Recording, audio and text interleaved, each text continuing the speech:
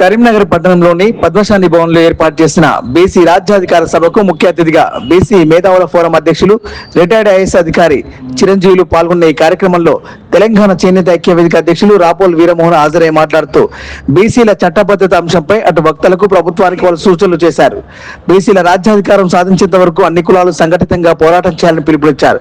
కేవలం స్థానిక సంస్థలలో బీసీలే కాకుండా రాబోయే 2020 సంవత్సరంలో అసెంబ్లీ ఎన్నికలలో బీసీల సత్తా చాటి రాజ్యాధికారం దిశగా చైతన్యం కావాలని పిలుపునిచ్చారు.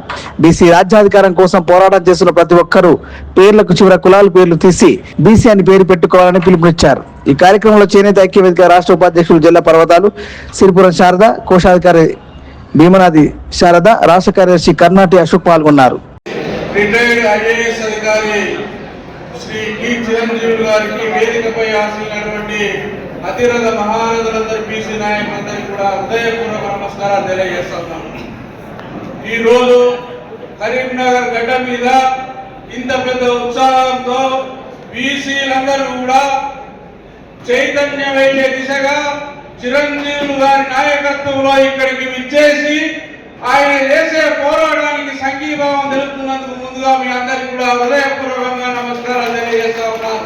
ఇదే చైతన్యం వచ్చే స్థానిక సంస్థల ఎన్నికల వరకే కాకుండా రాష్ట్రంలో జరగబోయే 2028 శాసనసభ ఎన్నికల వరకు కూడా బీసీ రాజ్యం రావాలనే ఆకాంక్షతో మనమందరం కూడా ఒకే కులంగా బీసీ కులంగా పనిచేయాలని ఈ సభా వేదిక నుంచి నేను మీ అందరికీ కూడా విజ్ఞప్తి చేస్తా ఉన్నాను.